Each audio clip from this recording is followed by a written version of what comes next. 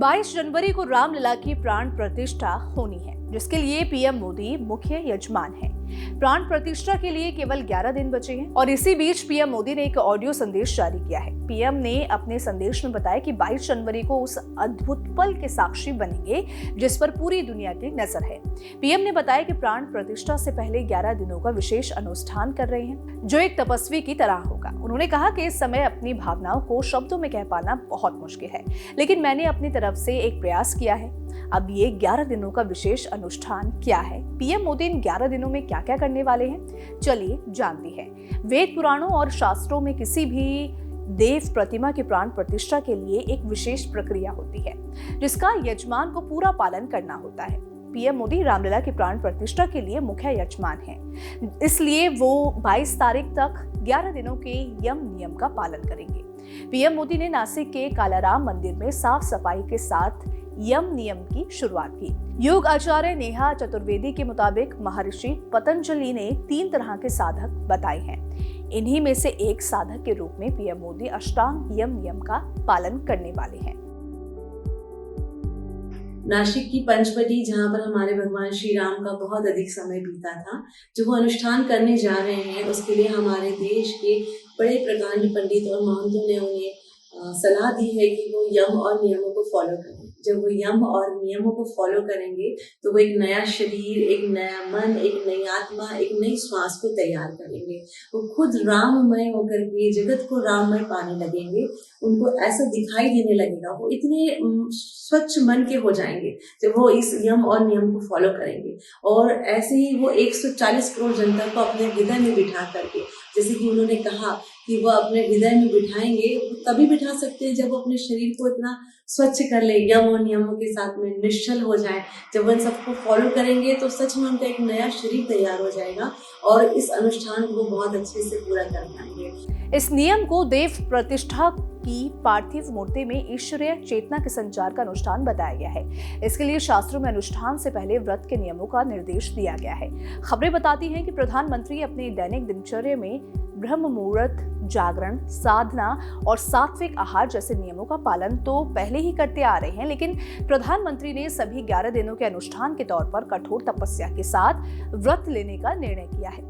आचार्य संजीव अग्निहोत्री ने पीएम मोदी के 11 दिनों के अनुष्ठान को लेकर क्या कहा, आपको सुनाते हैं। जो भी यजमान प्रतिष्ठा करते हैं या पूजा करते हैं तो उसको बिल्कुल ब्रह्मचर्य व्रत पालन करते हुए और विधि विधानोक्त उसमें भूमि पर शयन होता है और बहुत ही तरीके से ब्राह्मणों की आज्ञा लेते हुए, गुरुजनों की, ऋषियों की आज्ञा लेते हुए इस कार्यक्रम को आगे बढ़ाया जाता है। और इसमें क्योंकि नियम तो पालन करना ही चाहिए, जैसे अन्न नहीं खाना है, फलाहार करना है तो फल, दूध और ये सब जो है वो ग्रहण किया जाएगा। और नियम के साथ कुशा के आसन पर बैठ करके अपने मन को जीत करके और ये सब कार्यक्रम शुभारंभ किए जाते हैं। तो मन को जीतने को यम आदि जो यम नियम ही साथ देते थे, यमः आदि आदि इन सबको साधना करना, इनको अपने मन को एकाग्रचित्त होकर के अपने मन को जीत करके कहीं इधर उधर न भटके।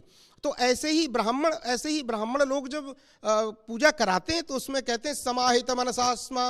यजमान कहता है, हे पंडित जी लोग, आप जो ये अनुष्ठान कर रहे हो 11 दिन का, आप अपने मन को समाहित रखना, सन्निहित रखना, यहाँ कहीं और जगह मन नहीं भटकाना, ताकि क्योंकि हमारे ठाकुर जी का जो ये पदार्पण हो रहा है राघवेंद्र सरकार का, रामलला जी का, ये मन से आए और हमारे विश्व का, हमारे देश का, हमारे राष्ट्र का कल्याण करे और सर्वजन हिताय सर्वजन सुखाय, सभी का कल्याण हो। ये जितने भी उपद्रवी हैं ये भी शांत हों।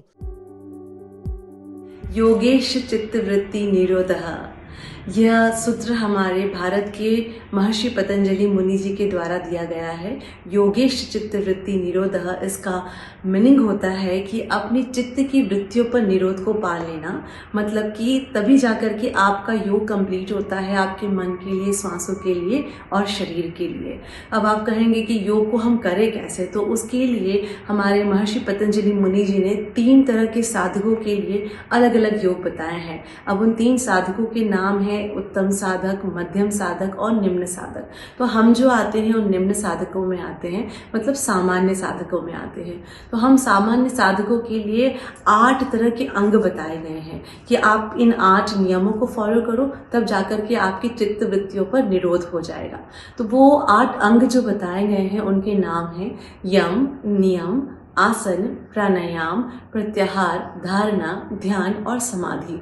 जब हम इन 8 अंगों को नियम के साथ पूर्ण करते हैं तो हमारा जो योग है वो कंप्लीट होता है हम सामान्य मनुष्य के लिए। जैसे यम को यूनिवर्सल ट्रूथ बताया गया है, वैसे ही नियम डिपेंड्स ऑन पर्सन होता है, जिसे मनुष्य को फॉलो करना होता है, जो कि बताए गए हैं। इसके भी 5 अंग हैं, जो कि 5 अंग है शोच, संतोष, तप, स्वाध्याय और ईश्वर परिधान।